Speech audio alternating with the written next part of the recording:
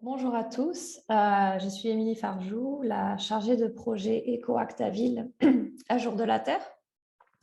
Je suis ravie d'être avec vous aujourd'hui pour le troisième événement d'une série de 5 événements tenus à travers le Canada en 2021. Ces événements ont été créés dans le but d'aider les communautés à développer des solutions créatives à des défis environnementaux locaux. Veuillez visiter le site du Jour de la Terre pour plus d'informations et en apprendre plus sur nos autres programmes qui viennent en soutien aux municipalités. Nous allons aujourd'hui aborder le thème du rôle de la rue locale de l'avenir avec la ville de Laval.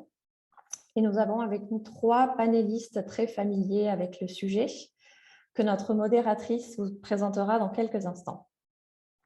Sans plus attendre, laissez-moi vous présenter votre modératrice pour la soirée, Élodie Morandini, coordonnatrice du Conseil régional de l'environnement de Laval et responsable de l'économie circulaire au CRE de Laval.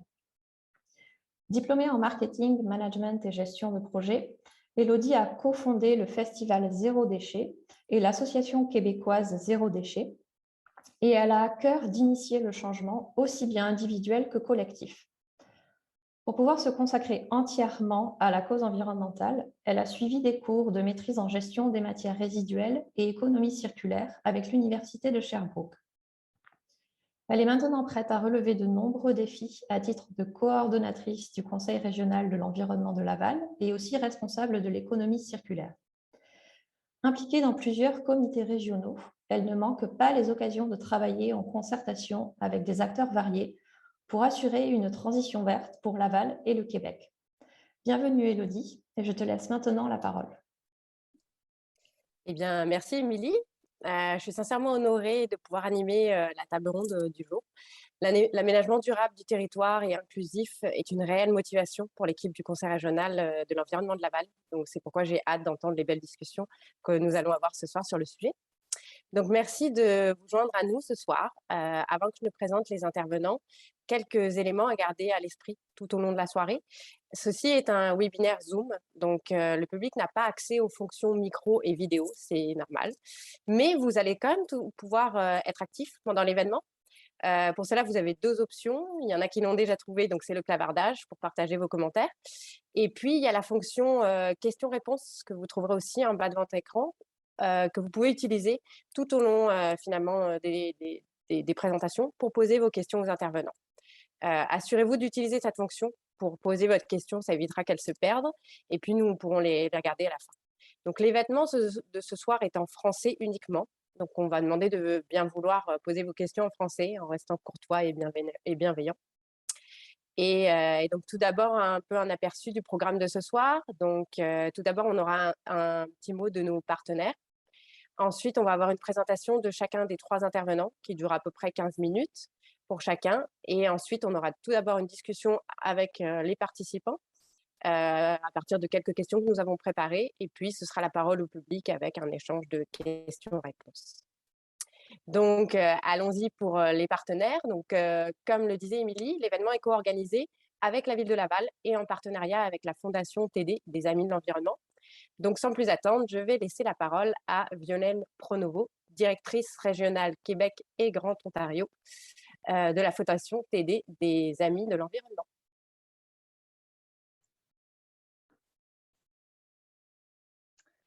Bonjour tout le monde, bonsoir tout le monde. Merci Élodie pour l'introduction. Donc, je suis Violaine Pronovo, directrice régionale de la Fondation TD des Amis de l'Environnement. Je suis heureuse d'être ici au nom de la TD, qui supporte fièrement Jour de la Terre Canada depuis non moins de plus de 25 ans.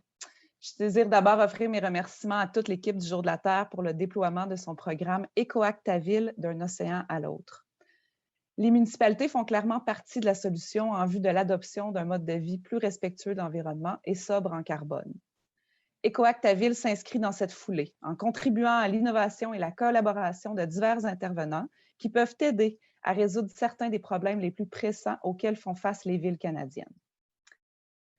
Aider à ouvrir les portes d'un avenir plus inclusif et durable est au cœur de l'engagement de la TD et sa plateforme d'entreprise citoyenne, la promesse TD Prêt à agir. Plus près de nous, ici à Laval, c'est via le soutien des initiatives de verdissement urbain que nous avons contribué ces dernières années à faire notre part. Je tiens à remercier la Ville de Laval pour ses engagements en matière d'environnement et d'aménagement urbain durable et d'accueillir l'événement EcoAct à Ville. Nous avons bien hâte d'entendre les intervenants de ce soir et sur ce, je vous souhaite un bon événement, une bonne table ronde. Merci. Merci Violaine pour ces beaux mots. Place maintenant à Stéphane Boyer, maire suppléant et vice-président du comité exécutif de la Ville de Laval. Bonjour, j'espère que vous m'entendez bien, oui? Parfait. Désolé s'il y a un petit peu de fond de bruit. Là, la campagne municipale commence demain, donc ce soir, je suis au local électoral, donc c'est un petit peu une rush alentour de moi, là, donc j'espère que le son va être bon tout le long. Écoutez, on est extrêmement fiers, en fait, Laval d'être une ville haute pour un événement, je crois aussi prestigieux, aussi important surtout, à travers tout le Canada, mais surtout pour un enjeu qui est fondamental. Donc, on est fiers de pouvoir être une ville haute cette année. J'aimerais dire, évidemment, l'environnement, c'est important qu'on ait ce genre d'événement-là qui rassemble plusieurs personnes, qui rassemble plusieurs idées, parce que les gestes en fait, les solutions peuvent être multiples, doivent être multiples. Si on veut vraiment adresser les enjeux climatiques, les enjeux de GS, la protection de notre environnement, il n'y a pas juste une seule solution.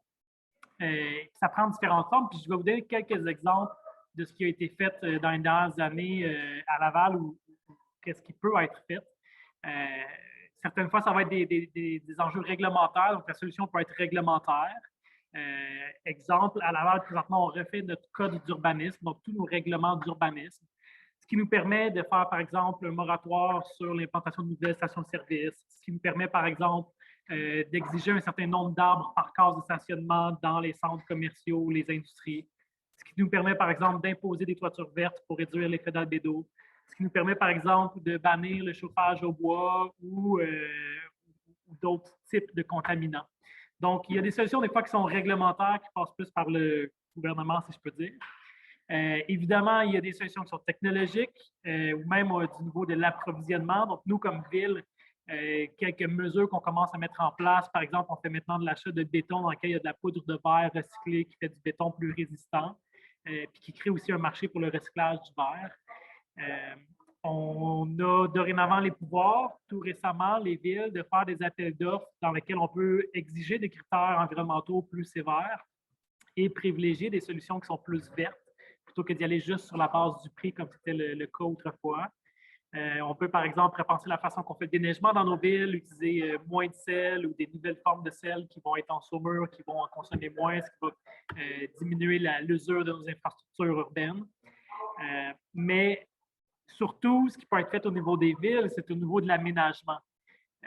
Au niveau de l'aménagement, parce que la façon qu'on développe notre territoire, c'est probablement une des choses qui a le plus grand impact sur les GS à long terme.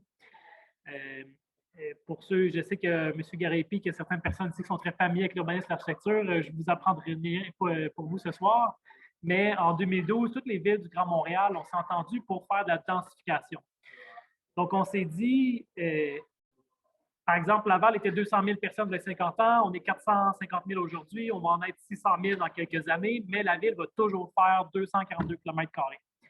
Donc, si on veut accueillir cette population-là, on ne peut plus continuer à dézoner des terres agricoles, on ne peut plus continuer à faire de la déforestation. On doit accueillir la nouvelle population dans les quartiers existants. Donc, c'est une orientation que l'ensemble des villes du Grand Montréal avons prise en 2012. Puis, bien, une ville plus dense, ça facilite le développement de commerces locaux, ça facilite le passage de lignes d'autobus. C'est plus viable sur le plan financier pour les villes. Donc, il y a beaucoup, beaucoup d'avantages à aller vers la densification, mais il y a d'autres enjeux qui sont plus sociaux, psychologiques qui viennent avec ça. C'est un changement de culture. Donc, pour les citoyens habitués à un quartier de maison familiale, de voir un quartier se densifier, des fois, ça peut faire peur, il peut y avoir la résistance. Donc, les villes doivent aussi s'outiller pour faire accepter le changement. Et je pense qu'en matière environnementale, ça, c'est un gros enjeu.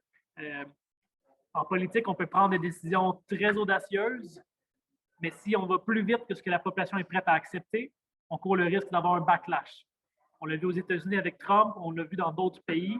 Il faut absolument que l'opinion publique, que les citoyens embarquent dans le projet de société, parce que si on va trop loin, trop vite, Il y a juste le risque qu'il y ait des gens qui, au final, se fassent élire pour défaire ce qui a été fait. Cela étant dit, je ne vais pas prendre trop de temps ce soir, mais un dernier exemple aussi, on a profité à l'avant de la pandémie pour faire une grande consultation, consulter les acteurs, que ce soit social, culturel, développement économique ou autre. Et on a mis sur pied plusieurs projets qui en ont découlé parce qu'on veut profiter de la pandémie pour effectuer un changement de mentalité. Je le parlais, les humains, on est réticents au changement en général, mais une crise, c'est un bon moment pour changer les habitudes. Donc, une crise, ça vient briser les façons de faire habituelles, ça vient briser le moule. Donc, on a une occasion en ce moment de refaire les choses autrement. Les gens sont... Moi, je parlais beaucoup de faire du télétravail avant la pandémie et de la nécessité d'avoir des employés à la ville qui puissent travailler de chez eux selon des horaires variables. Ça semblait une tâche insurmontable à cause de la culture organisationnelle à changer. La crise nous a forcés à faire ces changements-là. Bref, il y a comme un contexte en ce moment où les choses changent beaucoup, bougent beaucoup. Donc, je crois qu'on doit saisir ce moment-là pour mettre de l'avant des nouvelles pratiques, des nouvelles façons de faire. Puis, je termine avec cet exemple-là. Entre autres, à Laval, on travaille avec la Chambre de commerce pour faire un projet d'économie circulaire. Plusieurs entreprises ont vu leur chaîne d'approvisionnement dérangée, les frontières se sont fermées, l'approvisionnement en Chine était très difficile. Et il y a eu tout cet élan-là pour l'achat local. Et on a aujourd'hui des usines qui disent, ben, moi, je m'approvisionnais en Chine, mais là, mes conteneurs, c'est 4 fois le prix. On a eu des problèmes d'approvisionnement. Si je peux trouver un fournisseur au Québec, même s'il est plus cher, je vais être intéressé à faire affaire avec lui. Donc, on est en train d'essayer de refaire les connexions dans le milieu industriel. Donc, tout ça pour vous dire que des idées, il y en a plein et j'espère que vous en aurez plein parce que ça en prend plein. Et je crois que bon, l'environnement, ça touche tout le monde. Donc, la solution doit aussi venir de tout le monde. Et en ce sens, j'espère que vos réflexions seront fructueuses. J'ai bien hâte d'entendre ce qui va émerger de la démarche. Là. Je crois que c'est une excellente initiative. Donc, je vous remercie beaucoup pour l'accueil aujourd'hui. Eh bien, merci Stéphane pour ces exemples très encourageants. Je suis sûre qu'on va en aborder d'autres encore ce soir. Donc, place maintenant à nos intervenants qui vont et qui repensent déjà, eux, le rôle de la rue. Donc, ils vont pouvoir évoquer ça avec nous. Donc, tout d'abord, on va commencer par Pierre-Yves Chopin, qui est chargé de projet pour l'OBNL Vivre en Ville. Titulaire d'une maîtrise en ingénierie des systèmes urbains, Pierre-Yves cumule finalement 10 années d'expérience en aménagement, en urbanisme et en mobilité durable. Et avec Vivre en Ville, depuis 2010, il travaille principalement dans le cadre de mandats de conseil, d'accompagnement, mais aussi en tant que conférencier, donc comme ce soir. Il est impliqué depuis plusieurs années dans les enjeux de collectivité viable et il accorde une grande importance aux questions de mobilité. Donc à toi, Pierre-Yves. Merci beaucoup et donc merci pour cette introduction et puis merci pour l'invitation. Est-ce que c'est correct pour mon partage d'écran? Tout est beau? C'est parfait. Très bien. Donc, je ne sais pas, évidemment, qui connaît parmi vous Vivre en Ville, parmi les gens qui sont présents ce soir, mais on s'intéresse à tout ce qui peut faire de nos collectivités des milieux de vie plus agréables, plus résilients. Donc, c'est donc naturel, évidemment, pour nous de travailler sur la question de l'aménagement des rues, de toutes les rues, y compris les rues locales, puisque ça fait partie intégrante de nos milieux de vie. Et si on s'y intéresse, évidemment, c'est pour changer les choses, pour améliorer les choses. Et aujourd'hui, dans le temps qui m'est imparti, je voudrais partager ce que je considère comme quelques clés essentielles pour concevoir des rues locales plus intéressantes. Donc, comme je disais, notre objectif, excusez-moi, j'aurais dû changer de slide avant, là, mais c'est vraiment d'améliorer la façon dont on va aménager nos milieux de vie. Mais avant de commencer à finalement voir qu'est-ce qu'on peut faire sur les rues locales, il est important de se questionner, de savoir de quoi est-ce qu'on parle quand on parle de rue locale. Et on peut l'entendre de façon différente et sans doute qu'on l'entendra de façon différente avec les différents panélistes qui sont là aujourd'hui.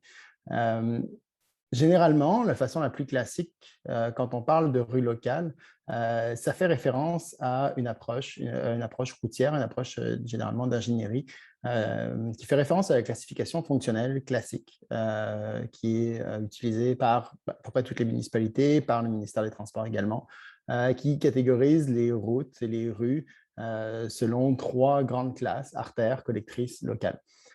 Cette classification-là, elle est déterminée par des considérations très ingénierie à nouveau. La géométrie des rues, le débit de circulation, les connexions hiérarchiques, donc à quelle rue, à quel type de voie est-ce qu'elle se connecte. C'est une classification qui présente un intérêt d'un point de vue de la gestion des transports. C'est ça qui va déterminer parfois les priorités de travaux, c'est ça qui va déterminer les priorités de déneigement, les priorités d'entretien, c'est ça qui va déterminer certains niveaux de conception en termes d'infrastructure également. Mais c'est une classification qui est rarement adéquate pour tout, et particulièrement pour les déplacements actifs. Et c'est notamment le cas pour les rues locales. Pourquoi? Parce que les rues locales, ce n'est pas si simple que ça et c'est souvent, on vient amalgamer toutes sortes de rues dans la classe locale. Finalement, on s'intéresse beaucoup aux artères, aux collectrices, parce qu'évidemment, c'est par là que la plupart de la circulation passe, c'est là qu'on veut assurer une fluidité de la circulation, c'est là qu'on veut s'assurer que les urgences puissent rouler vite, etc. Les rues locales, finalement, c'est un peu la troisième classe des rues, mais pourtant, ces rues-là, elles jouent d'autres rôles, des rôles importants pour les usagers et parfois beaucoup plus importants que ce que la classification peut laisser croire. Une rue locale peut être locale d'un point de vue de la classification fonctionnelle, mais elle peut être structurante pour les piétons et les cyclistes. Ça peut être un raccourci pour les conducteurs, ce qui fait que c'est une rue locale, mais finalement, il y a beaucoup de circulation quand même qui se trouve dessus parce que la trame a été mal conçue. Ça peut être une rue qui peut être très importante en raison de certains équipements, certes locaux, mais qui vont quand même être structurants à une certaine échelle, à l'échelle du voisinage, et qui donc vont avoir un rôle central. Ce qui fait que quand on regarde une classification fonctionnelle, et là, vous avez en arrière-plan la classification du réseau routier de la ville de Victoriaville que j'ai pris en exemple, on peut rapidement voir certaines rues classifiées comme locales qui, finalement, ont des rôles différents parce qu'elles franchissent des voies importantes, parce que c'est un lien naturel pour les déplacements actifs. Et donc, ces rues-là, elles ont beau être locales d'un point de vue de la classification fonctionnelle, elles peuvent jouer un rôle important, particulièrement pour les déplacements actifs. Je vous rassure, on ne va pas travailler uniquement sur la question de la théorie de la classification des rues. Je pense que ce serait beaucoup trop abrutissant pour la plupart d'entre nous. Mais c'est ce qui explique que finalement, nous, à Vironville, quand on travaille sur des questions de réseau viaire, ce qui arrive finalement très souvent, parce que finalement, dès qu'on intervient sur le territoire, on est confronté à ces questions-là, on a généralement recours à une classification différente qui s'est basée sur une analyse urbanistique pour traiter du rôle des rues. On parle des rues primaires, secondaires et tertiaires, et ce n'est pas juste un changement de vocabulaire, c'est que finalement, on va s'intéresser à quel rôle réellement jouent les rues et les voies en fonction de ce qu'elles relient. Donc, est-ce qu'une voie relie, par exemple, une ville à une autre? Et dans ce cas, elle va avoir un rôle différent que si elle fait juste traverser, par exemple, les quartiers ou si c'est une voie qui permet uniquement de se déplacer au sein d'un quartier. Et on va également considérer la vocation, donc qu'est-ce que la voie accueille comme activité sur ses abords. Et ça permet d'avoir un regard qui est différent sur finalement le rôle des différentes rues. Et donc la rue tertiaire, qui est finalement ce qu'on appelle souvent la rue locale, va se retrouver analysée de cette façon-là. Et puis même là, il y a des nuances à intégrer, des nuances supplémentaires selon les modes de déplacement, et aussi parce que même une rue structurante, évidemment, une voie primaire, une voie secondaire, une artérice ou une collectrice, peu importe comment est-ce qu'on parle de ça, elle peut aussi jouer un rôle, évidemment à plus petite échelle, un rôle de rue locale. On peut penser à des artères commerciales qui deviennent une rue principale et où finalement il y a un rôle très local, même si c'est la voie principale de la collectivité. Bref, il faut tenir compte de ces différents rôles, de ces rôles multiples. Et puis, évidemment, la rue en tant que telle, oui, elle sert au déplacement des personnes, elle sert à acheminer des services municipaux, il y a des infrastructures qui sont en dessous, mais il y a aussi un rôle évidemment environnemental, il y a un rôle sur le stationnement, un rôle de socialisation, de loisirs, comment est-ce qu'on occupe la rue. Tout ça faut faire en sorte qu'il faut tenir compte de ces différents rôles-là. Et c'est ça finalement la première clé, de bien s'assurer de comprendre, quand on s'intéresse à la rue locale, quel est le rôle de chaque rue. Et ça, évidemment, ça se fait avec un travail fin d'analyse, ainsi qu'en mettant les usagers et les riverains à contribution pour bien finalement comprendre comment est-ce que chacune des rues est vécue, est utilisée et à quoi elle sert, comment est-ce qu'elle s'insère dans la trame, etc. Donc ça, finalement, c'est un appel à bien analyser, bien faire attention à comment est-ce qu'on intervient, parce que si on se base uniquement sur une classification fonctionnelle, comme je disais, on n'a pas nécessairement la bonne façon d'analyser les choses et on peut proposer des solutions qui ne vont pas être adaptées à chacun des milieux. Évidemment, les rues locales, si on s'y intéresse ce soir, c'est qu'il y a des changements qui sont nécessaires, parce que même si on peut trouver des rues locales qui sont exceptionnelles d'un point de vue de convivialité, d'étroitesse, etc., y compris à Laval, il y a des exceptions. Ça ne veut pas dire qu'il n'y a rien à faire, au contraire, parce que la majorité des rues ont été construites depuis plus d'un demi-siècle pour les autos exclusivement, donc des rues larges, des rues sans trottoir, des rues qui imposent des détours dans la trame pour éviter la circulation de transit, ce qui fait qu'on altère l'accessibilité pour les piétons et les cyclistes. Et ces méthodes de conception, aujourd'hui, on sait qu'elles sont très discutables. Discutables en matière d'espace, en matière d'impact environnemental, évidemment en matière de vitesse. Et puisque plus un véhicule roule vite, plus les risques de collision et la gravité de celle-ci augmentent. Or, on sait que plus une rue est large, plus une rue est rectiligne, plus une rue offre une grande perspective visuelle, plus on a tendance à rouler vite et donc à exposer les usagers à plus de risques.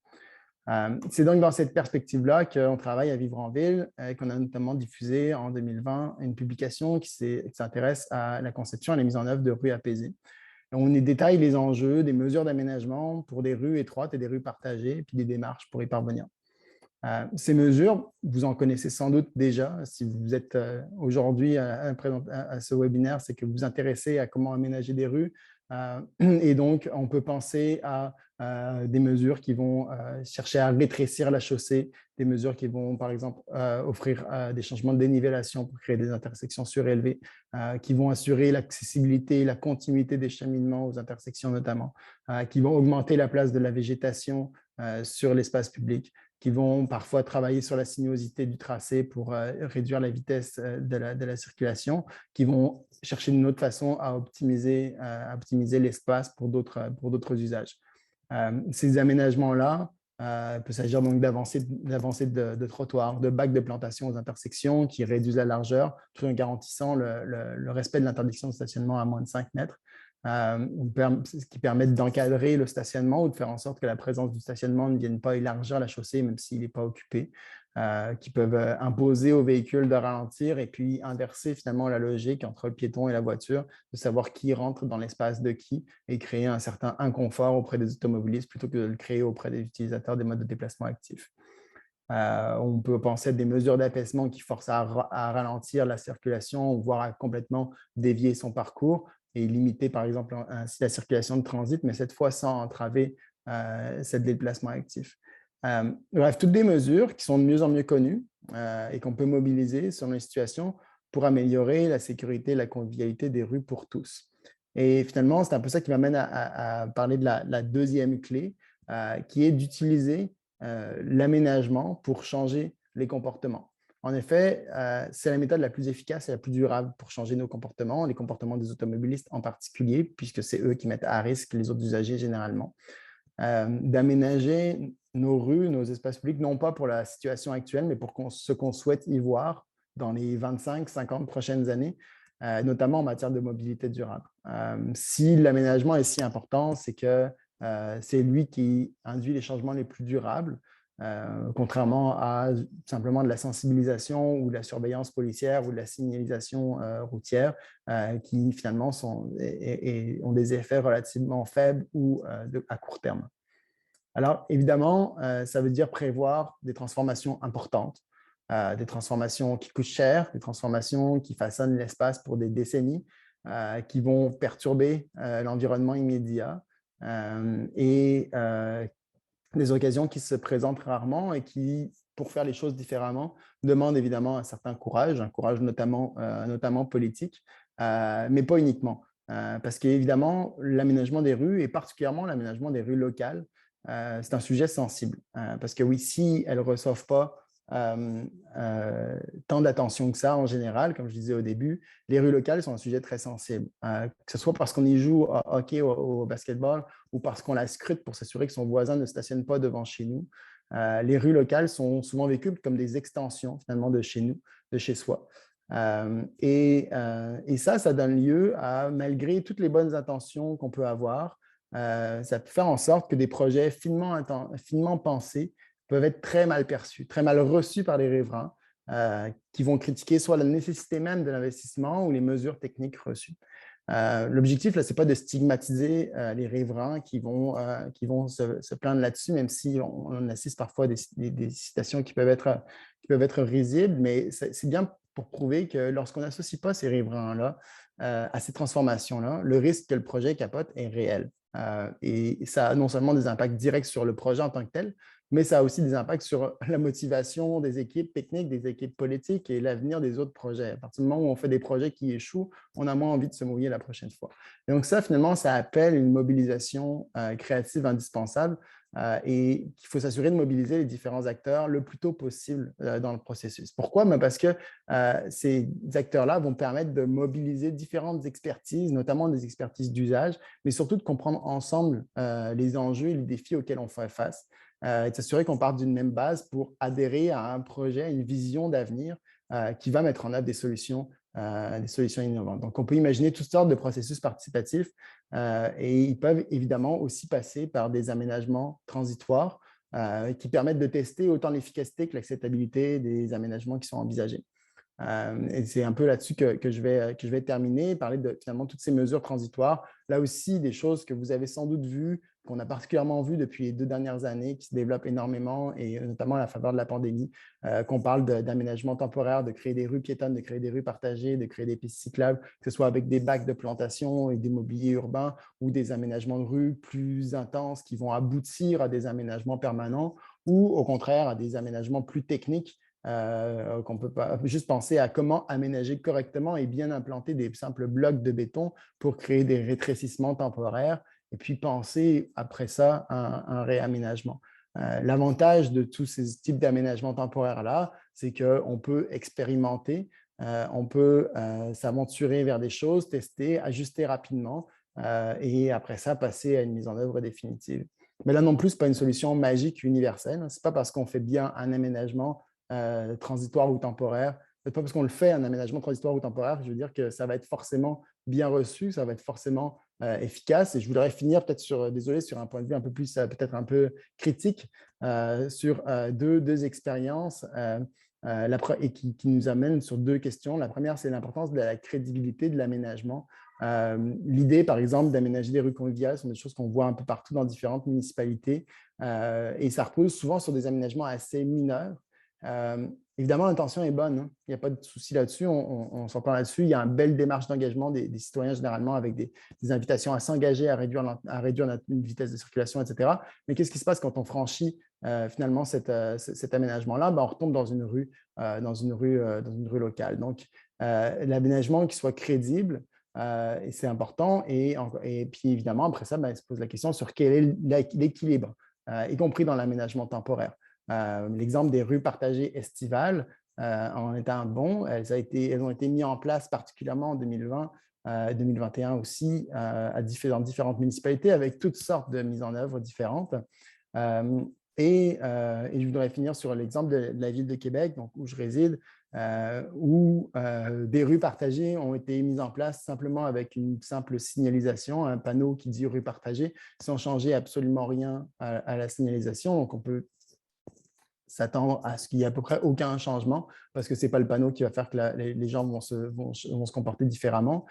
Ils ont amélioré un petit peu la chose au cours de l'année 2020 en mettant des panneaux dans les rues pour marquer l'aménagement. Puis, en cours de route, en 2021, ils ont été vers des aménagements qui ont été nettement plus marquants, plus appropriables également, et avec donc une nette amélioration, mais là aussi des écueils, parce que finalement, en faisant cet aménagement-là, sans surprise, il y a eu des écueils au niveau du stationnement.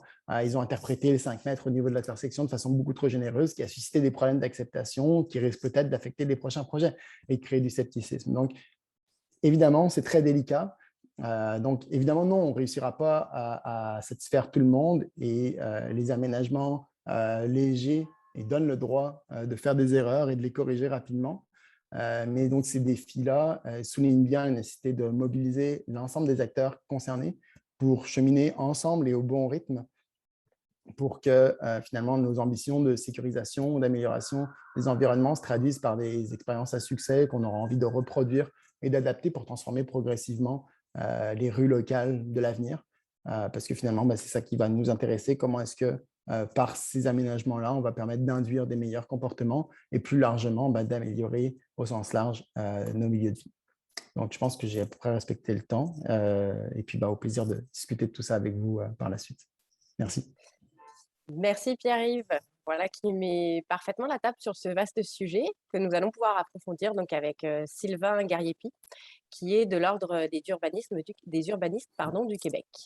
Il possède près de 25 années d'expérience professionnelle au cours desquelles il a à la fois travaillé sur une grande diversité de projets urbains complexes, à la fois donc à titre de chargé de projet et d'expert conseil au sein de groupes multidisciplinaires pour le compte de municipalités de différentes tailles, d'organisations gouvernementales, mais aussi de clients privés.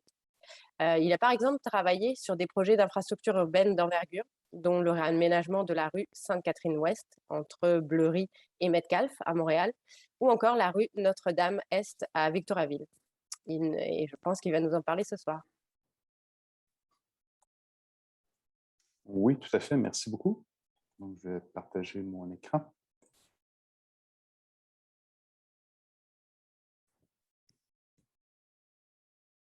Donc, vous voyez bien mon écran? Oui, c'est parfait. Donc oui, effectivement, ce soir, et d'ailleurs, je pense que ma présentation va être complémentaire aux deux autres conférenciers, entre autres Pierre-Yves. Effectivement, le rôle de la rue locale, je pense que Pierre-Yves a bien mis en évidence là, que la définition d'une rue locale, elle peut être un peu aléatoire, elle peut avoir des formes et des fonctions différentes. Et ce que je vais faire, moi, ce soir, je vais brièvement aborder cette question de la rue locale et je vais plus me rabattre sur des exemples dans lesquels j'ai été impliqué, que ce soit la rue Sainte-Catherine-Ouest, comme a mentionné Élodie, et le Carré Philippe à Montréal, la rue Notre-Dame-Est à Victoriaville, les rues Montcalm et Taylor à Gatineau, ainsi que le boulevard Marie-Victorin à la ville de Sainte-Catherine. Donc, vraiment des contextes très différents les uns des autres et par la suite, je vais conclure. Donc, en fait, bon, le rôle de la rue locale, il est multiple et il a grandement évolué dans le temps. Il fut à la fois un lieu d'échange, partagé par différents usagers et approprié spontanément à plusieurs fins. C'est un espace non régi, ce qui est vrai dans certaines situations, encore dans plusieurs pays, dans différentes cultures, entre autres en Asie ou en Amérique latine, contrairement à nous, ici en Occident, où on a plus tendance à régir l'usage de la rue. En fait, ce qu'elle est, c'est que dans notre histoire récente et à plusieurs endroits dans le moment présent, la rue est destinée à la circulation véhiculaire, à laquelle s'ajoute une appropriation un peu improvisée par les citoyens qui résident aux abords, que ce soit pour des activités récréatives, des fêtes de voisinage, des activités diverses, dont des ventes de trottoirs, et c'est aussi un lieu de transit pour la mobilité active. La rue est donc partagée de façon informelle, mais toujours prédestinée aux véhicules automobiles, qu'ils fonctionnent aux énergies fossiles ou à l'électricité. En matière de tendance actuelle, aujourd'hui, on a la tendance à vouloir formaliser l'emprise publique qu'est la rue. Nous y aménageons des pistes cyclables avec des bandes cyclables à même la rue ou des pistes cyclables dédiées protégées. On va y aménager des saillies végétalisées pour une meilleure gestion des eaux de ruissellement, une réduction des eaux de chaleur. La prédominance d'automobiles dans la rue locale, l'emprise publique, en fait, s'amenuise. En fait, aujourd'hui, on voit l'espace public qu'est la rue locale comme un espace vraiment public, ayant plus d'une vocation. La rue ne sert plus uniquement au déplacement véhiculaire, ni même collectif et actif, mais à l'organisation d'événements culturels, sportifs et communautaires. Les citoyens s'y regroupent. La rue devient personnalisée à l'image des gens qui l'habitent et qui l'utilisent. Elle est faite sur mesure. Elle sert aussi à l'appropriation spontanée pour toutes sortes de manifestations, qu'elles soient religieuses ou sociales, revendicatrices ou festives. Donc, ça décrit un peu ce qu'elle fut, ce qu'elle est et ce qu'elle devient en termes de tendance actuelle. Je vais tout de suite aborder la question de la rue Sainte-Catherine. Parce que ce qui est intéressant de la rue Sainte-Catherine, son réaménagement, c'est qu'on a changé complètement de paradigme. On a changé complètement son concept, sa géométrie. En fait, il y avait l'idée de s'inscrire en continuité avec les aménagements du quartier des spectacles. Donc, on peut voir juste en termes de style, de matérialité, oui, ça s'inscrit en quelque part dans la continuité du quartier des spectacles, mais en même temps, elle est personnalisée au milieu qu'elle borde. Parce qu'il faut adapter, on ne peut pas simplement reproduire.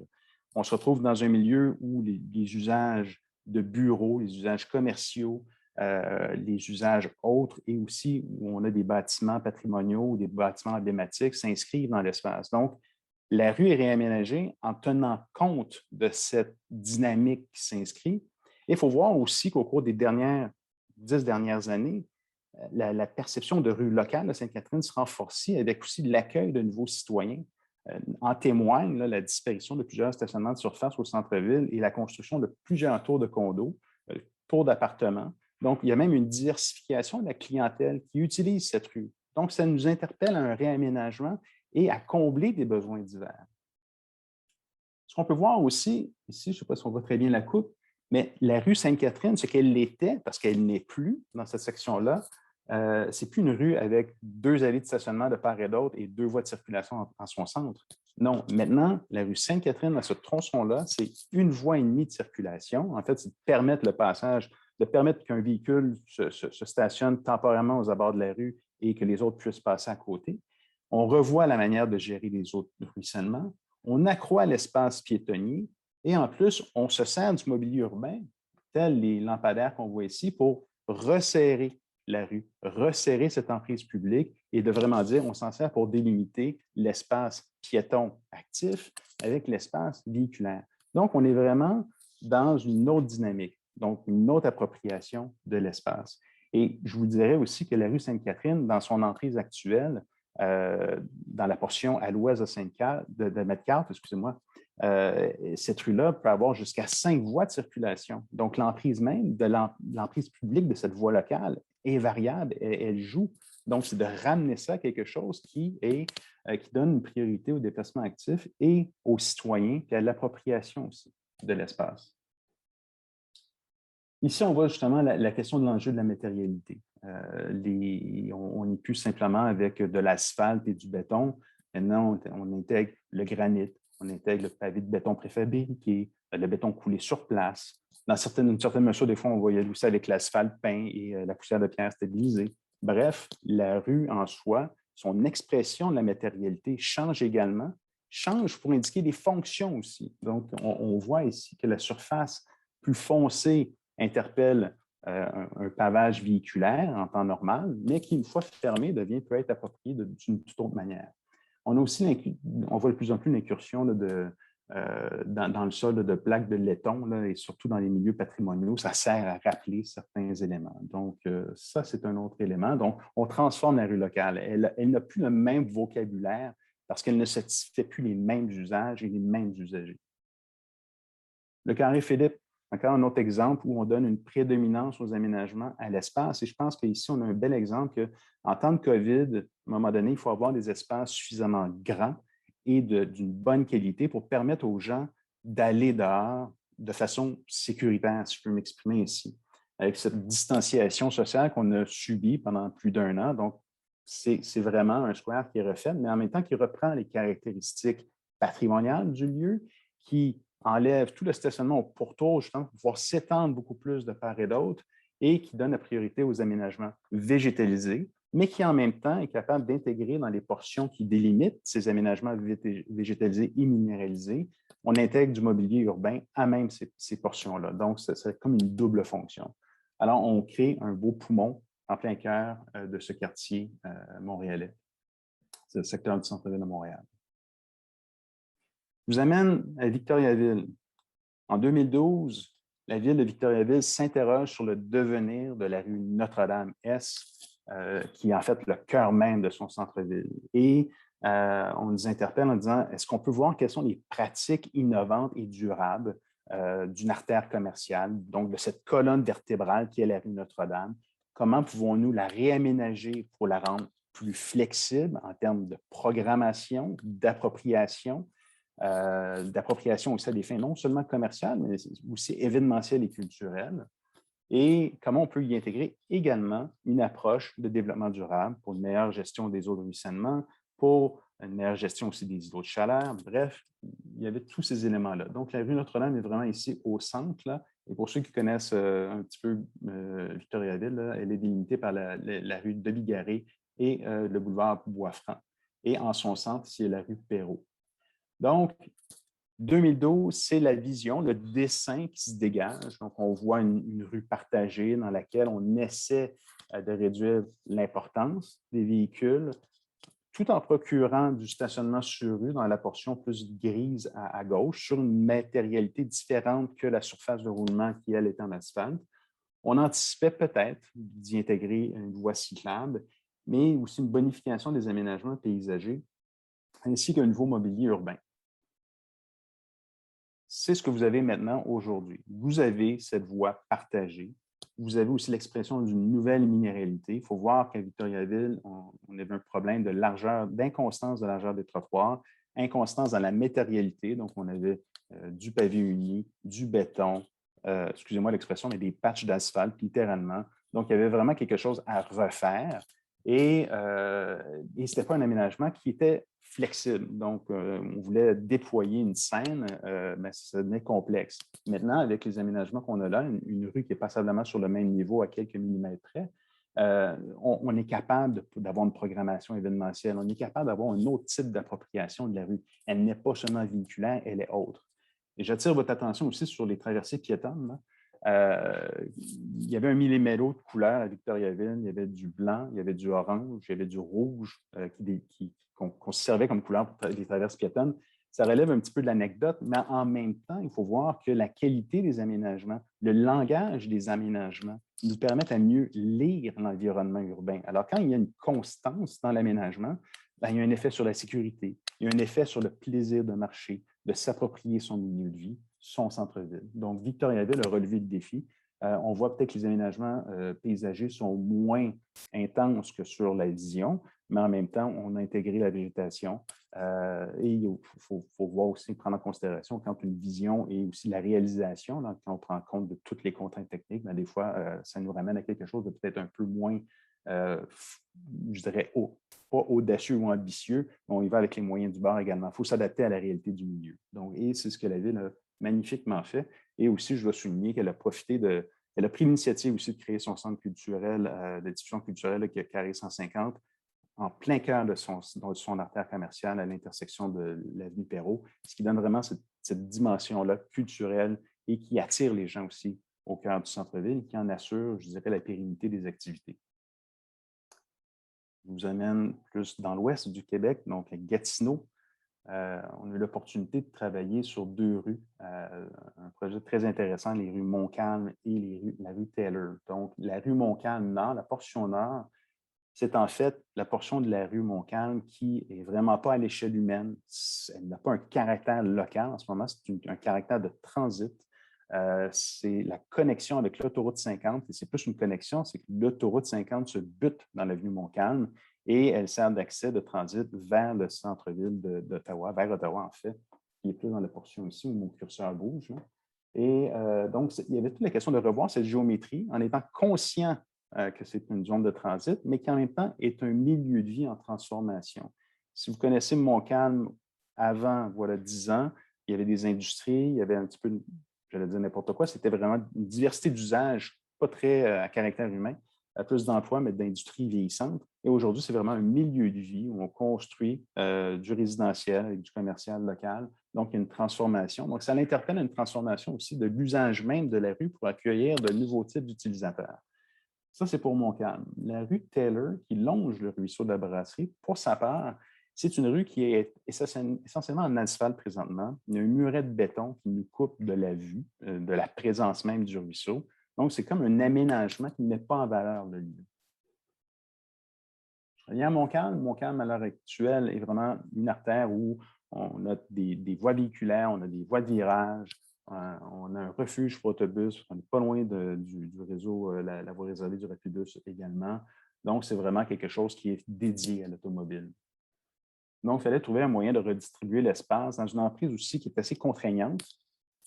Et nécessairement, il va y avoir des impacts sur la circulation. Donc, oui, il va y avoir un effet de ralentissement parce qu'on repartage la rue autrement. Donc, soit avec un terre-plein central ou avec des aménagements paysagers aux abords qui permettent d'isoler le piéton du mouvement véhiculaire, mais aussi aux abords avec des voies multifonctionnelles, soit dédiées aux cyclistes et une partie dédiée aux piétons. Bref, c'est un nouveau partage de l'espace. Donc, on veut revoir cette philosophie-là, cette mentalité-là.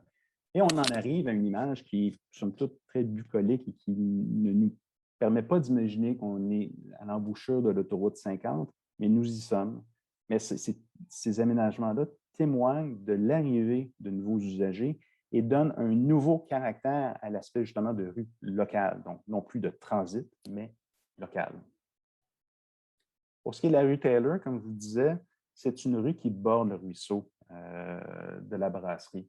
Donc, vous avez le ruisseau qui est au plein cœur ici, et il y a vraiment une déconnexion entre la rue Taylor et le ruisseau, ce qui est un petit peu inimaginable, parce que c'est vraiment, c'est un bel endroit, il y a du patrimoine, il y a vraiment des bâtiments patrimoniaux à proximité. On est vraiment dans un cœur de centre-ville ou aux abords du gros centre-ville de Gatineau.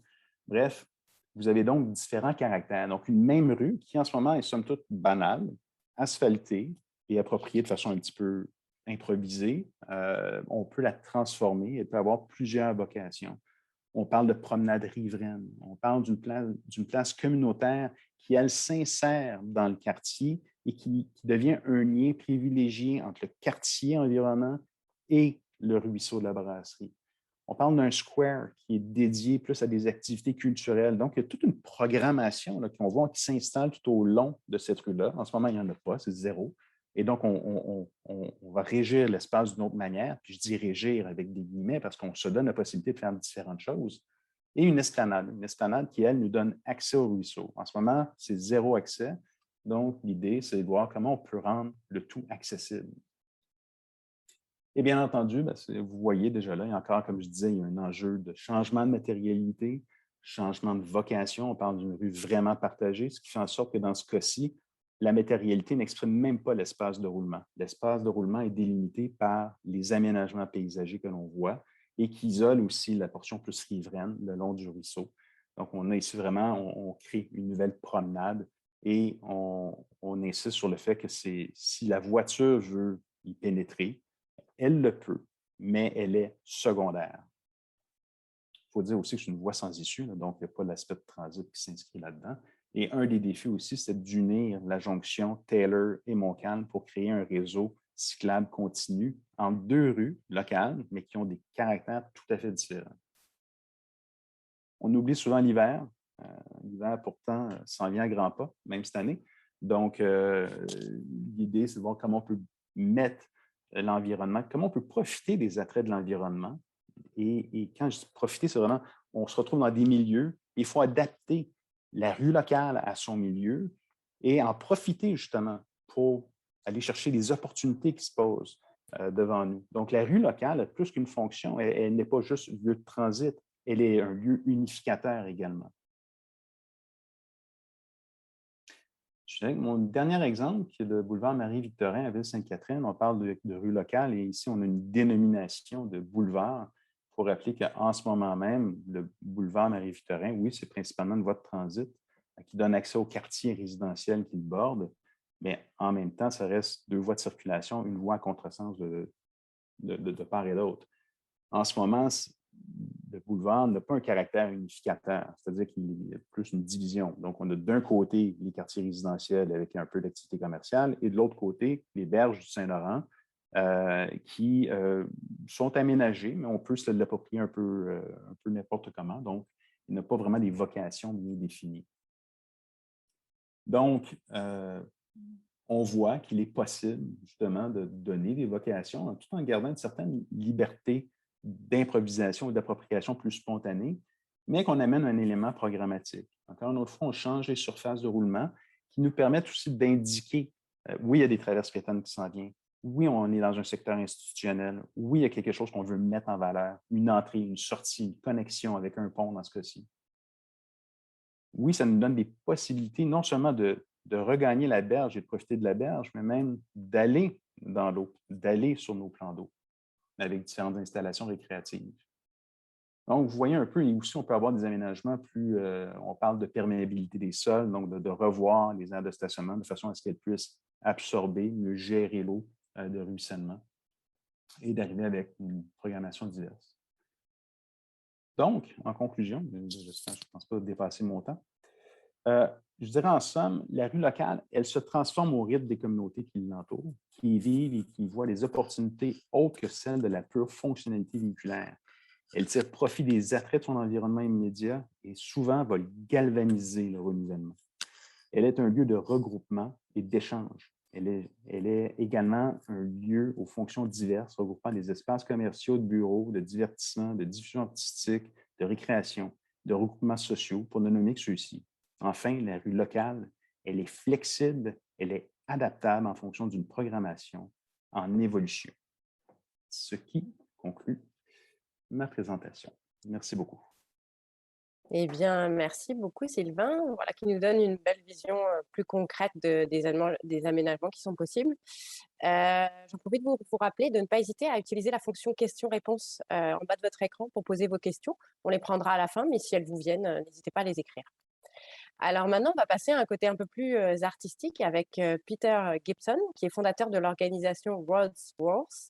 Il a d'abord gagné en notoriété en tant qu'artiste de rue en utilisant une technique basée sur le pochoir pour altérer et renverser de manière souvent ludique, mais aussi humoristique, divers éléments du paysage urbain, comme Peter va nous le présenter ce soir. Cette période de sa carrière est d'ailleurs relatée dans le documentaire de l'ONF Road Wars, Crossing the Line. Ses peintures au sol, peintures murales et installations ont été commandées dans le monde entier. Il a d'ailleurs présenté son travail avec le Cirque du Soleil, le Tour de France, mais aussi le Cannes Festival de Banksy, pour n'en nommer que quelques-uns. Son approche unique de l'art et du militantisme se reflète dans ses collaborations avec des organisations telles que Greenpeace, Amnesty International ou encore le Jour de la Terre. Et sa marque reconnaissable de street art a été présentée et discutée dans de nombreuses publications de premier plan sur le street art au cours des dernières décennies. Et nous avons la chance qu'il vive à Montréal. À toi, Peter.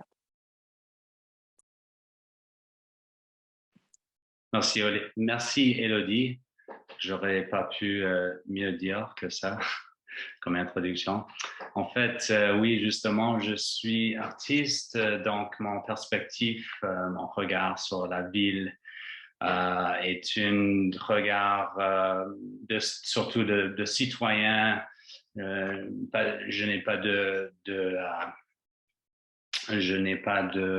formation en urbanisme, par exemple, mais j'ai toujours j'ai vécu en ville pendant toute ma vie. J'utilise la ville, donc la perspective que j'amène, c'est vraiment ça. Et aussi, donc, bon, je vais partager mon écran tout de suite pour vous présenter un peu ce que j'ai fait dans le passé et peut-être pourquoi je fais partie de cette discussion aussi. Donc, on y va. Je ne sais pas si... Donc, voilà, je ne sais pas si on voit l'écran, mais bon. Donc, oui, comme j'ai dit, je pense que Pierre-Yves l'a mentionné, moi comme artiste, je fais partie des solutions transitoires dont Pierre-Yves parlait tout à l'heure, dans le sens que les aménagements ou les installations que je fais sont souvent de caractère éphémère et temporaire, mais je pense que mon rôle comme artiste, c'est surtout de signaler aux citoyens, au public en général, les possibilités qui existent en la ville et peut-être les transformations possibles. C'est sûr que quand j'ai commencé à peindre dans la rue, comme faire du art de rue, encore une fois, j'avais une perspective, j'avais une impression qu'il y avait quelque chose de très arriéré dans la vie, dans l'espace urbain en général, dans les villes. Comme cycliste aussi, je me trouvais souvent, je me sentais pas juste menacé par la présence d'automobiles, mais découragé en général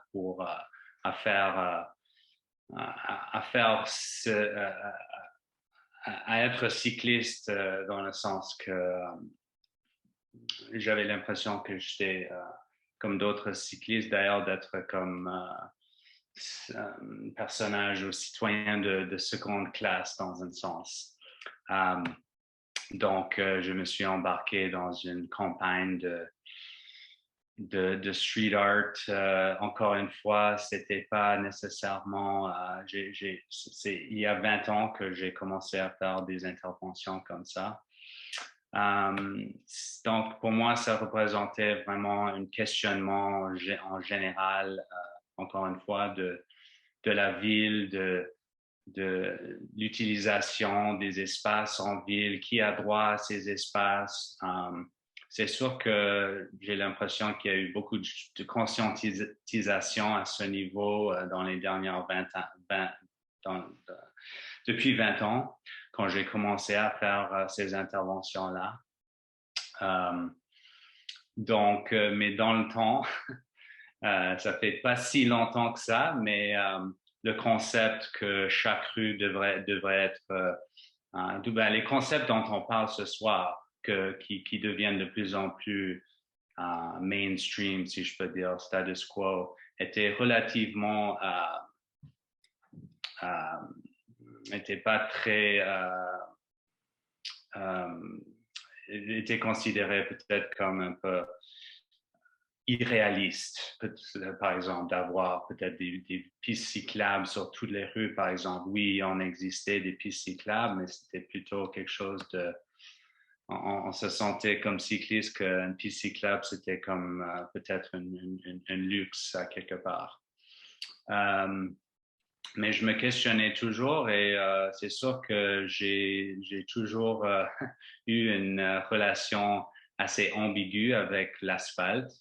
Parce que d'un côté, ça a servi comme surface, comme toile pour moi pendant beaucoup de temps, même si j'interviens dans plusieurs espaces, que ce soit des murs, ou des espaces intérieurs. C'est sûr que j'ai peint beaucoup d'asphalte dans ma vie et c'est intéressant que d'un côté, encore une fois, j'ai ma relation assez ambiguë parce que d'un côté, je trouve que l'espace de la rue, j'ai choisi de peindre sur la rue justement pour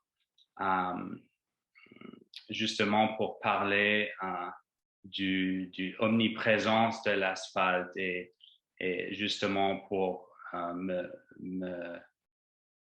pour me battre un petit peu contre cette omniprésence d'asphalte que j'ai toujours considéré. J'ai toujours considéré l'asphalte et la rue en général comme un espace transitoire, dans le sens qu'on ne peut pas vraiment flâner dans cet espace.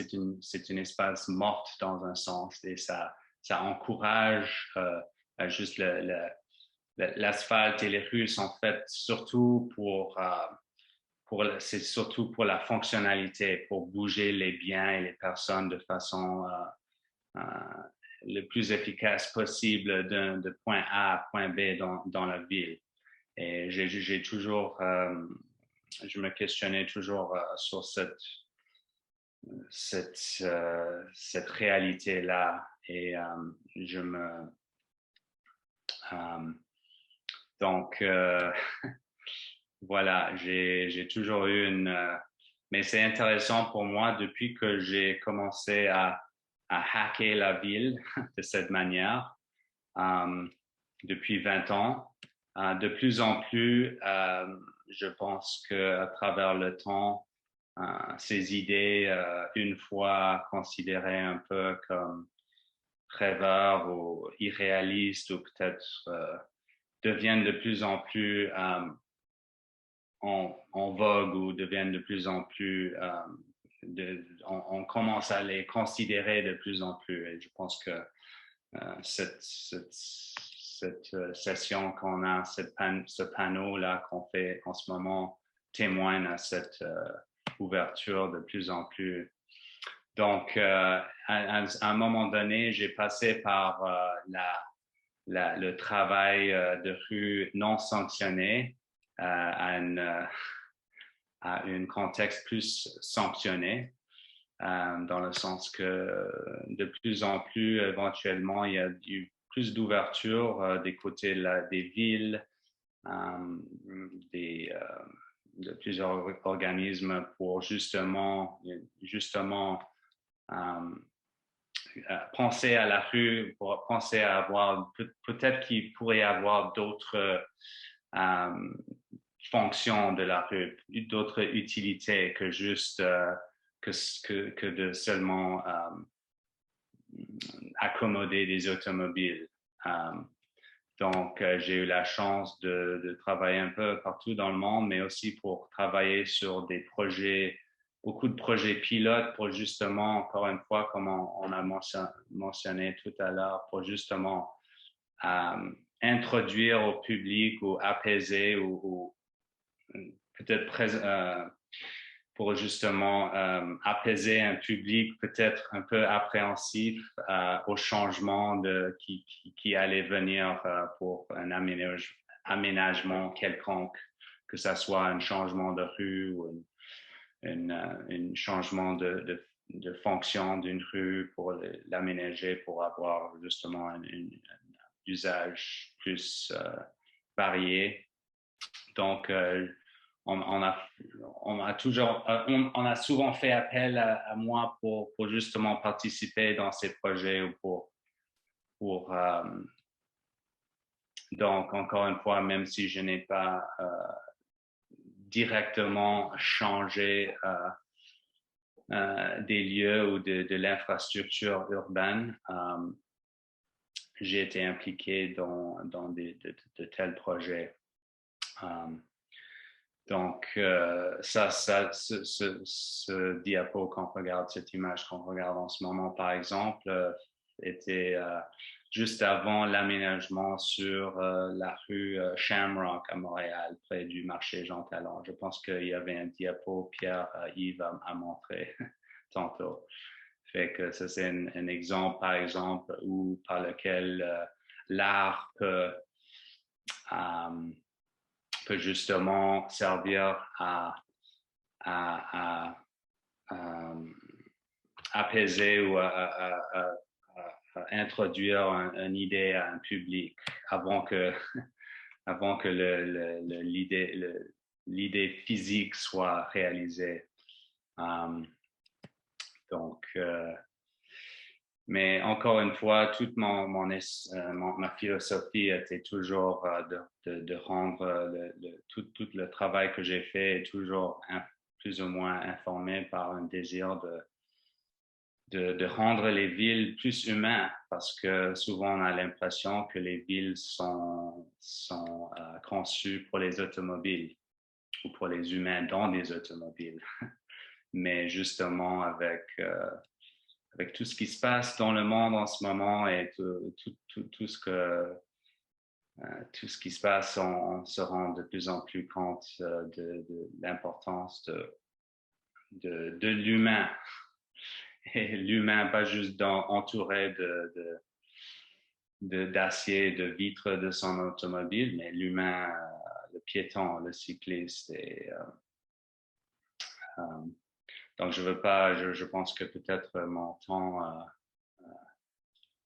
s'écoule rapidement, mais je pense qu'on pourrait en discuter davantage de toute façon bientôt. Fait que, merci. Merci. Bien, merci Peter pour ces beaux clichés. Ça nous donne, c'est sûr, une approche différente avec l'asphalte. Bien, tu pourras constater qu'il y a beaucoup de compliments dans le chat à ce sujet, au sujet de tes œuvres. Nous allons pouvoir passer à la période de questions, donc d'échange d'abord avec les participants. Là, en fait, grâce à Peter, on se rend compte de l'aspect apaisement, etc., de l'art sur les rues, mais on a pas mal abordé le rôle des rues. Mais finalement, quels sont aussi les bienfaits des rues sur l'économie locale, de la transition d'une rue ou artère traditionnelle vers ce type de rue locale ou ce type d'infrastructure que vous avez présenté, et comment finalement, en mettant en avant ces bienfaits, on peut convaincre les commerçants, par exemple, d'adhérer à ce concept de rue un peu plus inclusive. Je ne sais pas s'il y en a un particulièrement de vous qui veut répondre à cette question. Ben, moi, je voulais juste une chose que j'ai trouvé intéressant parce une des premières projets que j'ai fait à Montréal avec l'appui de la ville et des commerçants, justement, était un projet qui se passait entre justement la rue Berrier sur Sainte-Catherine, entre Berrier et Papineau. C'était la première année où on a décidé de fermer cette rue. Puis j'ai fait des interventions sur cette rue à ce moment-là. Puis il y avait beaucoup de résistance à ce moment-là, des commerçants, beaucoup de résistance. Je m'en souviens de l'atmosphère qu'il y avait. J'ai même assisté à une rencontre. Et c'est intéressant que 20 ans, ou pas 20 ans, mais quinzaine d'années plus tard, ça se répète à tous les ans et je crois, si je me trompe pas, je pense que les commerçants sont en fait très contents de cette situation. Et contrairement à ce qu'on pensait, en fait, c'est très bon au point de vue économique pour les restaurants et on voit que le monde se profite des rues de plus que jamais. Puis, dans toutes ces craintes-là, ces craintes, les inquiétudes de la part des commerçants sont disparues avec, surtout lorsqu'ils se sont rendus compte que justement, il y a des atouts économiques. Oui, Je vas-y, pense que Pierre. tu amènes vraiment un point intéressant, Peter. Là. Puis ça, c'est des choses qu'on observe partout dans le monde là, quand on regarde les transformations de rue. C'est les commerçants qui sont souvent les plus réfractaires à l'origine aux transformations. Et puis quelques années après, c'est eux qui en bénéficient le plus, puis qui en demandent plus, puis qui veulent transformer encore plus les espaces. Et je pense qu'évidemment, ben là, encore une fois, l'expérimentation, les aménagements transitoires permettent de prouver ça, mais encore faut-il réussir à franchir ce pas-là, cette frilosité-là qui est vraiment universelle, là, je dirais. Il n'y a rien d'extraordinaire, là, même dans les pays qu'on prend souvent en exemple pour des questions d'aménagement d'espace public, les questions sont les mêmes. Elles ont peut-être été là il y a 10, 15, 20 ans avant, mais les problèmes d'acceptabilité étaient les mêmes. Et je pense que c'est quelque chose de très émotif, de très irrationnel qui est difficile de contrer. Parce que je veux dire, les études sont là, on sait que les commerces qui sont sur des rues plus conviviales fonctionnent mieux. On sait que les gens qui se rendent à pied ou à vélo dans les commerces dépensent moins à chaque fois, mais reviennent plus souvent. On sait que quand il y a plus d'arbres, c'est plus agréable, donc il y a plus de monde. Tout ça, on le sait. On sait aussi que le stationnement, généralement, est très mal géré et qu'il n'y a pas de manque de stationnement, mais qu'il y a juste une mauvaise gestion du stationnement. Mais face à ces faits-là, malheureusement, la raison l'emporte rarement. Je pense que c'est là que ça prend le courage d'y aller, d'essayer, de se lancer, puis d'ajuster éventuellement, pas d'y aller violemment, pas de brusquer le monde, évidemment de les associer jusqu'à un certain point, jusqu'à ce que le monde embarque. Mais à un moment donné, ça reste éminemment politique d'aménager nos espaces publics et ces choix-là, ils doivent venir de là. Donc, les arguments, ils existent, il y en a plein, mais c'est pas ça qui fait forcément changer le monde d'avis, mais c'est plus l'expérience qui va faire la différence. Si je peux me permettre à mon tour, vous savez, moi, j'ai beaucoup travaillé avec les commerces locaux, surtout en début de carrière, là, dans les différents secteurs montréalais. Et un des éléments la grande appréhension, c'est la réduction de stationnement va réduire l'achalandage et l'accessibilité. Donc, il faut arriver à créer, à amener des initiatives d'aménagement qui vont permettre de maintenir un achalandage multimodal, donc pas seulement dépendant de l'automobile. Et je pense aussi que c'est des lieux qui se distinguent par leur originalité. Donc, si on ne se distingue pas, bien, nécessairement, à un moment donné, on ne renouvelle pas un buzz, si je peux dire, un élément d'attraction. Et ce qui est intéressant de la présentation de Peter, c'est que justement, l'art qu'il fait crée un intérêt qui va attirer aussi peut-être une clientèle qui avant n'y serait pas allée, et une nouvelle clientèle qui va découvrir les commerces qui sont sur place et qui vont devenir éventuellement des utilisateurs de ces commerces-là, donc des clients. Et je pense, les commerçants ils ont des réticences, bien entendu, mais quand on arrive à démontrer, puis qu'on arrive avec des belles initiatives qui sont complémentaires, là, donc on assure tout le temps une accessibilité, on va assurer un achalandage, parce que c'est ça la raison de vivre, c'est leur commerce, là. Donc, s'il n'y a personne dans la rue, personne ne va les fréquenter, personne ne va y acheter. Donc, je pense c'est une éducation graduelle. Puis on a vu les rues se transformer, se renouveler et qui attirent une nouvelle clientèle et sur laquelle on peut se reposer. Mais effectivement, je pense qu'un milieu commercial doit se distinguer à partir de plusieurs éléments programmatiques, entre autres l'art urbain, qui généralement donne ce petit plus, et aussi des aménagements moins austères, là, pour avoir travaillé sur certaines artères commerciales où juste la localisation des arbres, si ce n'est pas localisé du bon côté du trottoir, puis que je meurs de chaleur quand je vais fréquenter la rue, mais l'asphalte à côté de l'arbre, elle, a de l'ombre, il y a comme un débalancement. Donc, il faut réfléchir les aménagements. Il faut visiter le terrain, puis après ça, réfléchir les aménagements de façon à assurer un confort aux utilisateurs de ces rues-là. Donc, c'est ça. Merci. Je prends tout de suite une question parce que je pense que ça fait écho la question de quelqu'un qui écoute, qui a posé cette question. Pensez-vous qu'il est du coup possible de cultiver l'échelle humaine d'une rue, mais tout en conservant la présence d'automobiles? Oui, Je vais me Sylvain? lancer. Ma réponse est oui. Oui, parce que ça dépend tout le temps de la place qu'on donne à l'automobile, d'une part. Si on donne toute la place, ben là, il y a un impact certainement négatif. Mais l'automobile contribue aussi à l'animation, quelque part. C'est une forme d'accessibilité aux rues commerciales. Tant qu'à moi, c'est un élément. Il faut juste éviter les extrêmes. On peut fermer des rues en passant, puis ça continue à très bien fonctionner. Mais je ne crois pas qu'il faut absolument. Je ne crois pas que l'un va contre l'autre. Il faut juste savoir adapter le milieu, l'aménagement, pour bien concilier les différents modes de déplacement, actifs et véhiculaires. Ah, puis, tu sais, clairement, nous, le nom de notre publication s'appelle Rue apaisée, puis on travaille justement sur comment est-ce qu'on peut conserver cette mixité d'utilisation de l'espace public, parce que c'est loin d'être toutes les rues, comme disait Sylvain, qui peuvent se prêter à devenir piétonnes pour plein de raisons. Puis ne serait-ce que pour penser à qu'il y a beaucoup de rues sur lesquelles on a besoin de passer des transports collectifs et il faudrait qu'il en passe plus. Donc, on ne va pas enlever les véhicules de toutes les rues, ce n'est pas possible, mais c'est vraiment une question de comment est-ce qu'on va se comporter. Puis c'est ça l'objectif finalement de l'apaisement, de dire à partir du moment où la voiture roule à 30 km/h ou moins, l'ambiance change complètement. On n'a plus forcément besoin de pistes cyclables rendues là parce que les risques ne sont pas les mêmes. On peut traverser un peu n'importe où de façon relativement sécuritaire.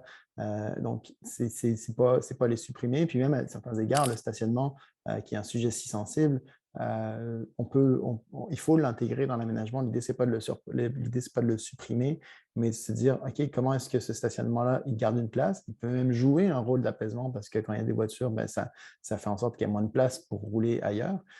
Mais par contre, il ne faut pas le laisser libre. C'est pour ça que tout à l'heure, je montrais des exemples d'encadrement du stationnement. C'est que le stationnement, s'il n'est pas encadré, ça laisse juste trop de place et trop d'espace, notamment quand il n'est pas utilisé.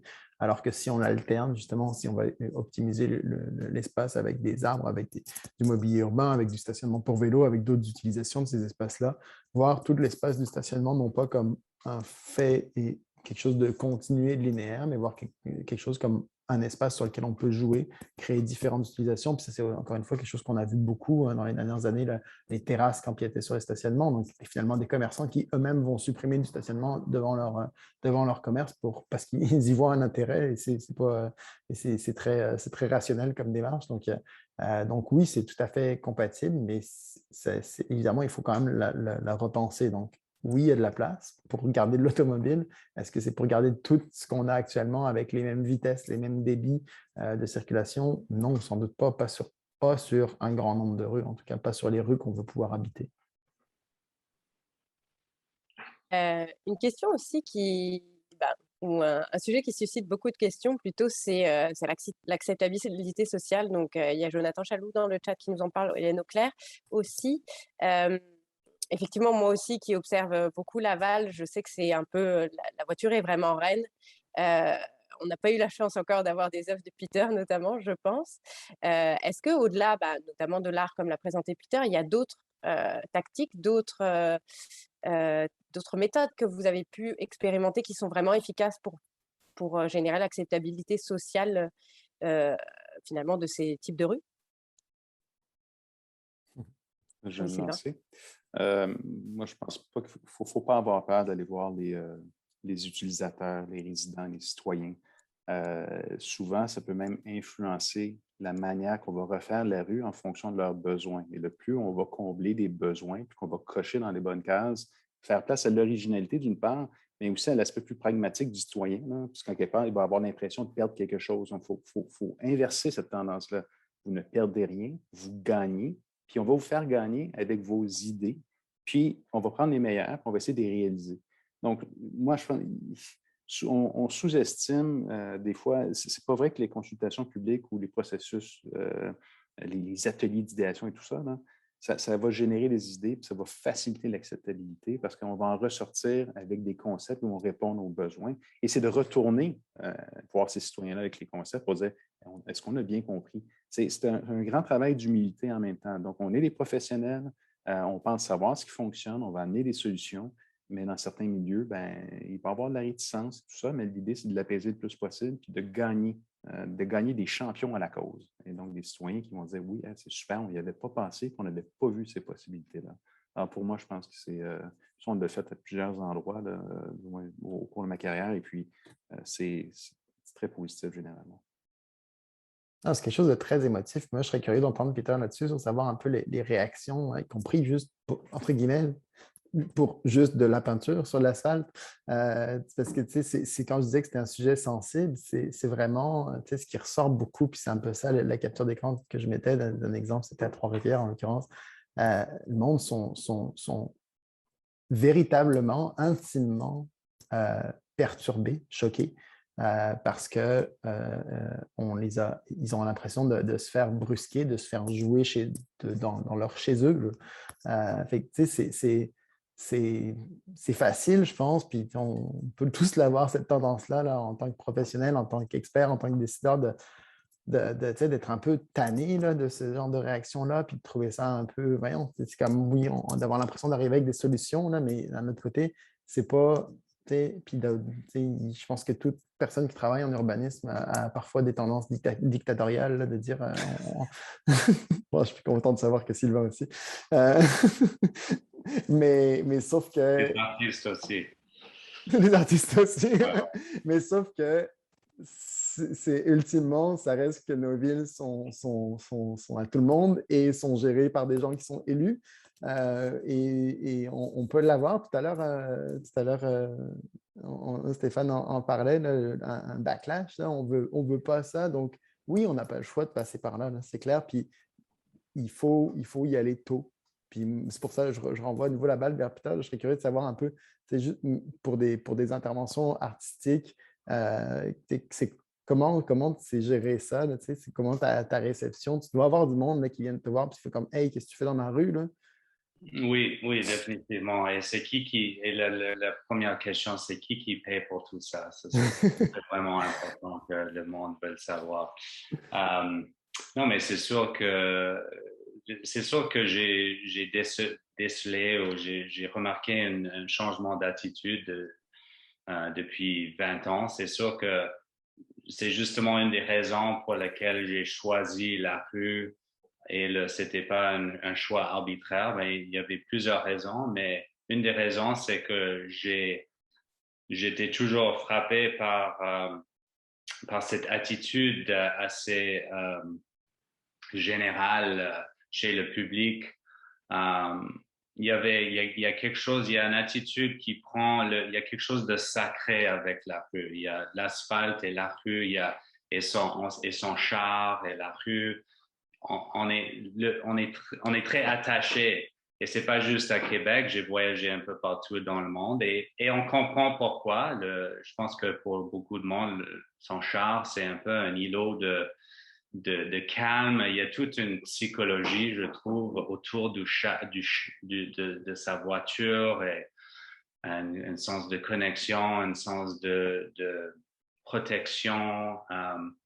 Et c'est un peu, je trouve ça ironique parce que c'est une protection contre un monde de plus en plus hostile à cause à cause de la voiture. Donc, c'est comme quelque chose qui alimente cette attitude. L'attitude s'alimente lui-même. Mais oui, justement, il y a du monde que c'était, comme j'ai dit, il y a 20 ans, le monde était vraiment choqué par ça, au point où on voulait me mettre en prison pour ça, parce que c'était juste trop inacceptable que l'on mette de la peinture sur notre rue sacrée. Mais je pense que de plus en plus, surtout à Montréal, mais même autour du monde, il y a de plus en plus une ouverture à ça. Donc, le monde sont de moins en moins choqués par ça.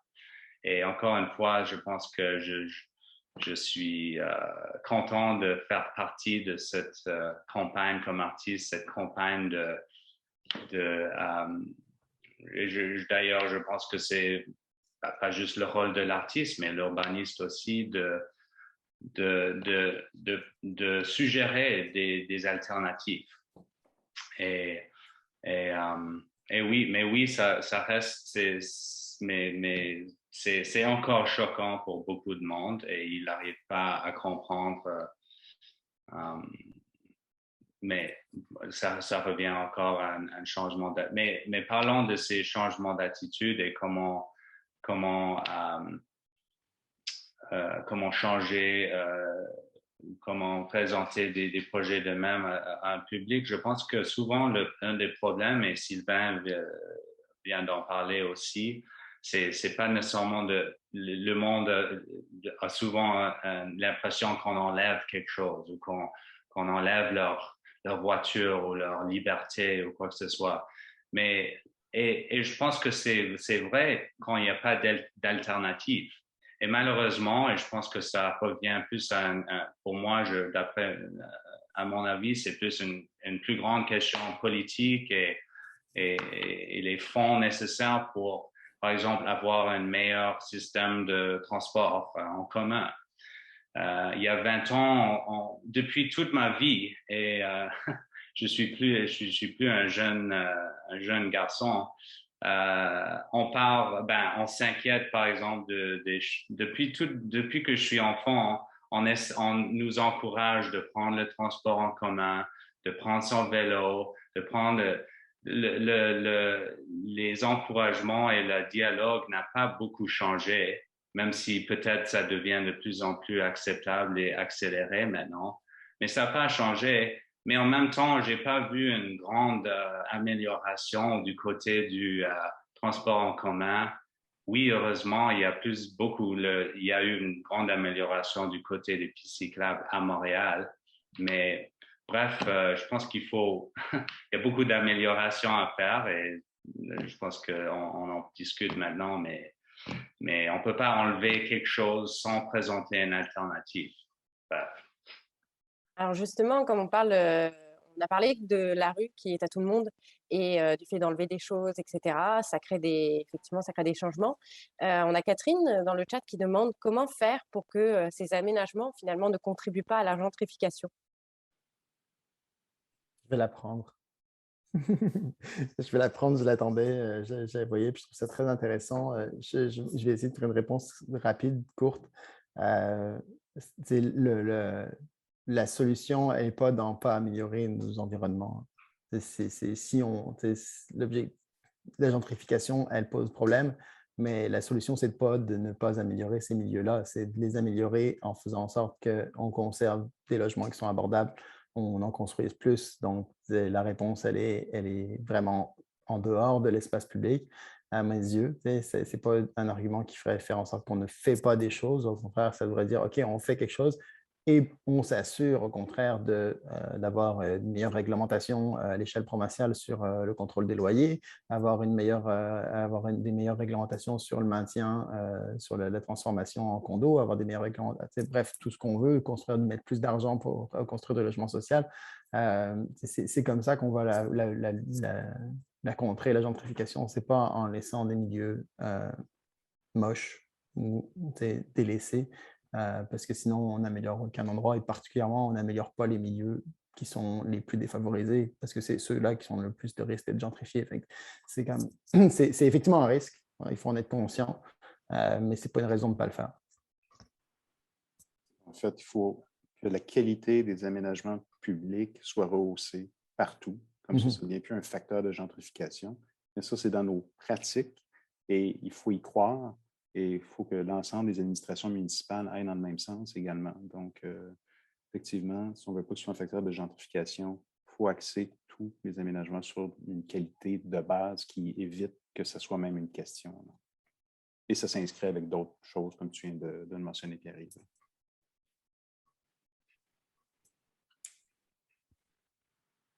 Effectivement. On a aussi souvent une limite qui est liée à l'aspect financier. Comme le souligne Katia dans le chat, comment s'assurer finalement que le projet, comme tu l'as montré, Pierre-Yves, dans tes exemples, ça ne se réduit pas finalement juste à un panneau qui indique rue partagée ou à simplement refaire la chaussée et oublier voilà, de donner l'accès à la rivière ou ou la place communautaire, comme tu l'as montré dans les exemples. Ouais. Oui, ouais, l'argent ne pousse pas dans les arbres. D'un autre côté, souvent, les améliorations qui touchent à la rue, c'est souvent avant tout de bien les penser. C'est pas tant, je veux dire, oui, lorsqu'on montre souvent, il y a du beau pavé, il y a du beau mobilier design, mais c'est pas juste ça qui va faire qu'une rue va être conviviale. Puis, moi, c'est quelque chose qui m'intéresse particulièrement, le territoire québécois, nord-américain au sens large, est rempli de rues, somme toute, banales, anodines, qui ne sont pas nos rues principales, qui ne sont pas des rues commerçantes, qui sont pas... et toutes ces rues-là, elles méritent aussi un intérêt. Donc, c'est de se dire, ben, OK, on va peut-être penser la chose différemment, y mettre un peu plus de temps à penser. Le temps de conception, là, payer des designers, des architectes, des urbanistes, des architectes paysagistes pour concevoir des meilleures rues, ce n'est pas ça qui va coûter cher par rapport à refaire la rue. C'est de la même façon que de payer un architecte un peu plus cher quand on fait un bâtiment, ce n'est pas ça qui fait que le bâtiment coûte cher, c'est comment est-ce qu'on le construit. Donc, c'est du temps de réflexion, du temps de conception qui déjà devrait être mis en place, puis ça vaut la peine parce que c'est de l'argent qu'on récupère par la suite avec des espaces de meilleure qualité. Puis ensuite, je pense qu'on a encore beaucoup de choses à découvrir, à trouver sur justement comment est-ce que toutes les rues là, de nos banlieues qui ne sont pas de trottoir nulle part, là, toutes ces rues-là, là, elles ont entre 50 et 10 ans là, ou moins. Puis quand on va les refaire, est-ce qu'on va les refaire à l'identique? Est-ce qu'on va avoir besoin de les refaire à 15, 16 mètres, 19 mètres de large? Non, c'est des choses qui coûtent cher à faire aussi. Donc, on peut le repenser différemment aussi. Une rue qui est très large, elle coûte plus cher à faire, elle coûte plus cher à déneiger, parce que la charrue, il faut qu'elle passe 2 fois. On peut peut-être faire des rues où la déneigeuse va passer juste une fois, puis ça va coûter moins cher aussi. Donc, il y a quand même une pensée beaucoup plus globale à faire, mais c'est certain que du jour au lendemain, si on dit à une ville, OK, toutes les rues que vous construisez, maintenant, il faut qu'il y ait 2 trottoirs de chaque côté, ils vont faire un peu le saut, puis ils ne vont pas réussir à le payer.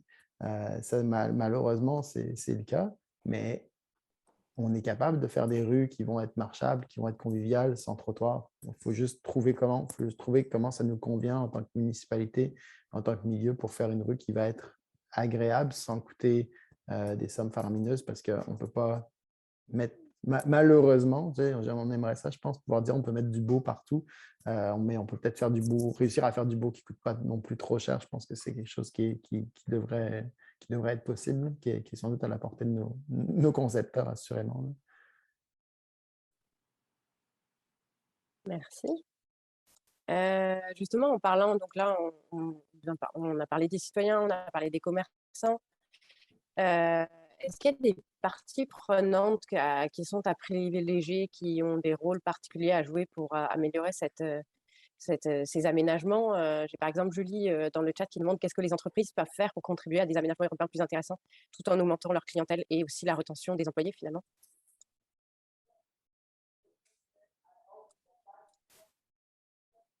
C'est sûr que vous l'avez un peu montré dans vos exemples.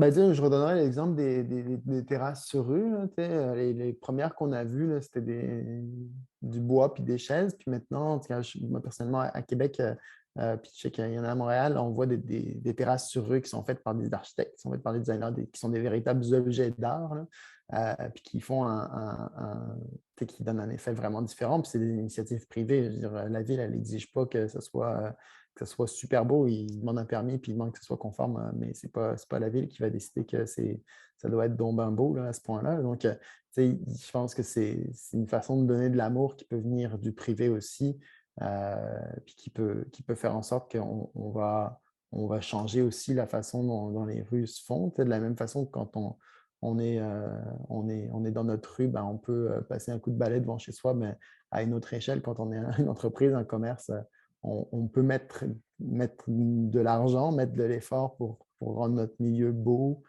convivial, puis ça va faire une différence, puis ça va se refléter aussi finalement dans qui va venir. Puis là, on revient encore une fois à la question de qu'est-ce qui va attirer le monde sur la rue. Pierre-Yves, juste pour compléter ton point, effectivement, les terrasses qui sont les mieux designées créent un effet d'attractivité. Donc, plus que le commerçant investit dans sa terrasse, plus que la perception des usagers, des clients, elle est positive. Donc, vont avoir tendance à les fréquenter, ces terrasses-là également. Donc, surtout quand une moins belle terrasse côtoie la belle terrasse, c'est là qu'on voit la capacité d'attirer. Parfait. Et une question un peu particulière, juste pour Peter. Claude qui s'inquiète de savoir si les dessins sur le sol sont à refaire chaque année après l'hiver. J'imagine qu'ils sont relativement éphémères, les dessins. Ils ont une durée de vie. Est-ce qu'ils sont à refaire? Mais ça dépend. Souvent, on me demande si c'est possible de les refaire et je réponds, ça dépend du projet, mais sont souvent possibles de refaire, mais je pense que j'ai seulement refait un dessin une fois dans toute ma carrière. Fait que soit on a accepté que ça soit éphémère ou je pense que mon job est fait quand c'est sûr que je j'aime pas vraiment refaire des dessins. J'aime le fait que ça soit éphémère à quelque part. Mais je sais que dans le passé, j'en ai fait, mais aussi parfois, ça mène à, souvent, j'ai fait un projet et ça mène à d'autres projets par la suite. Dès que l'œuvre disparaisse avec le temps, puis on se rend compte que il y a quelque chose qui manque tout d'un coup. Puis souvent, ça amène d'autres projets, d'autres artistes. Fait que ça me donne une certaine satisfaction de voir que la vie de cet esprit continue à quelque part, même si c'est pas moi, mon œuvre à moi qui. Ouais. Mais oui, la peinture est éphémère en fin de compte. C'est pas quelque chose de très, dépendamment du type de peinture que l'on utilise, mais c'est pas quelque chose c'est forcément une intervention temporaire, surtout sur la rue. Mais si c'est dans une zone piéton où il n'y a pas de voiture, ça dure beaucoup plus longtemps, par exemple. Eh bien, merci. Donc, bon, il y avait encore quelques questions, mais il va falloir s'arrêter là pour ce soir. Donc, Émilie, si tu veux le mot de la fin. Merci à vous, en tout cas. Oui, merci Élodie d'avoir modéré cette soirée avec Rio. Et merci évidemment à nos trois intervenants, Pierre-Yves Chopin, Sylvain Gariepi et Peter Gibson pour leur présentation très intéressante et les conversations stimulantes qui en ont suivi. Et merci bien évidemment au public de l'intérêt que vous portez à cette question, d'avoir été avec nous ce soir et d'être resté un peu plus longtemps que prévu. Et merci à votre participation dans le chat et dans le question-réponse. Et je vous souhaite à toutes et à tous une très bonne soirée. Merci.